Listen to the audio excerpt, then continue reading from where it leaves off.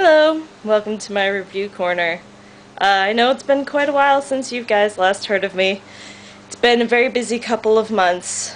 Well, longer than a couple of months, but most particularly the last couple of months. It's been work, off, work, convention, work, off, work, convention, rinse and repeat. I'm going to JFAX here in a couple of hours. Well, not the con yet, the con's tomorrow, but I'll be heading up north to Michigan. Anyways, I'm very excited. I have to talk about Abraham Lincoln Vampire Hunter. My brother and I, we headed to the midnight showing. Surprisingly, there was maybe 30 people in there. I was a little sad, but you know, it did go up against Brave and I think one other movie. So, Abraham Lincoln, in comparison to nothing but itself, a movie on the whole, it was really, really good. If you know absolutely nothing about the book, go see the movie. You will have a wonderful time. I heard that Tim Burton actually had very little to do with it, and he's only listed as a executive producer. So okay, good there. The style is consistent. The cinematography was gorgeous and really gave you the atmosphere of the 1800s, much like the book does. From beginning to end, the plot was, I'd say, pretty solid. I'm sure if I sat down and really picked through it, I could find some things that, maybe didn't make quite as much sense. But overall, really pleased with it. And now, I would say based on the merits by itself, it has a solid A. Not a perfect movie, but still way more worth going to go see.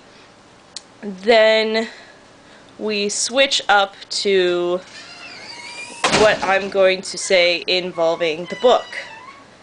So if you haven't read the book, plan on reading the book, you might want to stop here. For those of you that would like a comparison to the book, here you go. Half the book's gone. Gone. I won't give a percentage, but I'd say really somewhere around half. Some of the characters don't show up, which really, it made me sad. I'm not disappointed because obviously there was a lot in there, but it did make me sad, especially Poe. I was like, who are they gonna get to be Poe? Oh, no Poe. Abraham Lincoln, they only show one child. They don't show, I'm pretty sure that he had a sibling. I do need to go and reread the book. The gang slash friends that he meets up with, we don't get to meet those. You don't get his adventures with the traveling up and downstream. The bad guys, they made one, technically two. I'm not sure about the one if they were in the book or not, but they have this set of 2/3 bad guys that are technically the bad guys for the whole movie. In the book, they kind of here are some bad guys that are slightly more up than the other bad guys. We killed them, we move on. Yeah, so they sort of kept them as the major bad guys for the movie, which, okay, I guess I can understand that. Let me think here. Okay.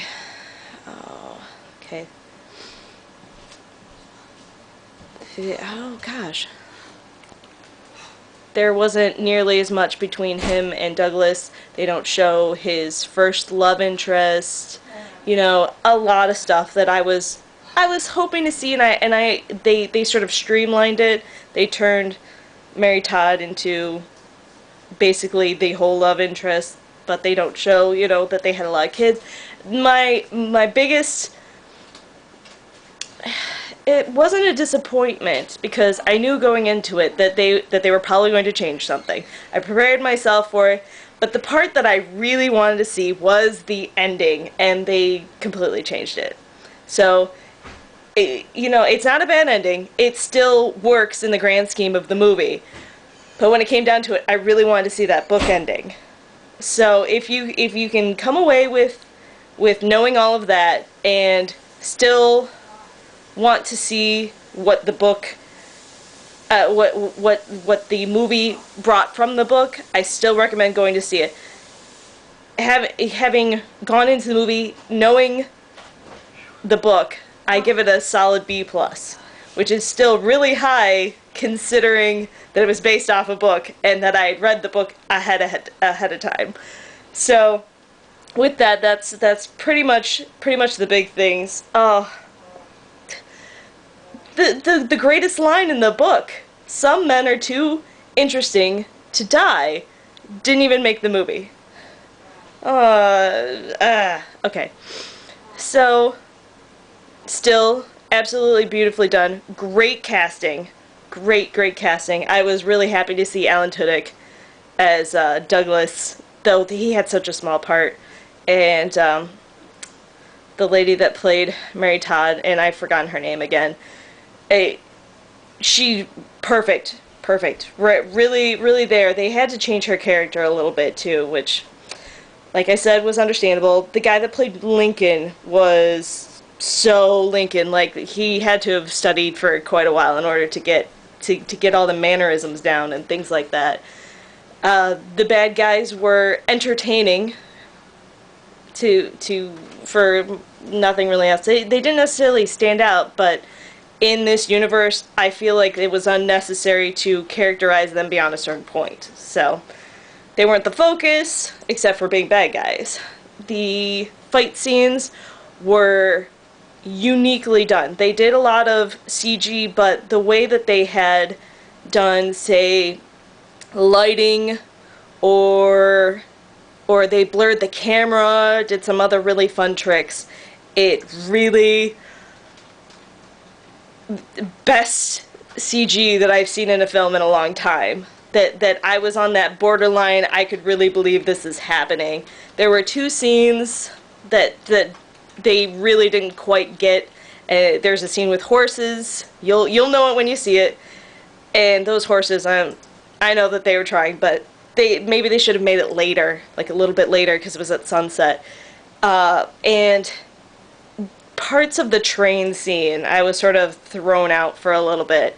But other than that, I was just really impressed with the style. It was very consistent, and the colors were desaturated or saturated, and you got lots of oranges and really rough look at sometimes, or you have these deep blues. And even despite that, even the night scenes, they kept well lit just enough that you could see enough of what was going on to continue following the scene. Oh, it was so good. It was so good. Alright, so there you have it. An A if you have not read the book, and a B+ if you have read the book. Go see this movie. I know it's not going to reach Avenger levels, but it's still really good. Have a good night.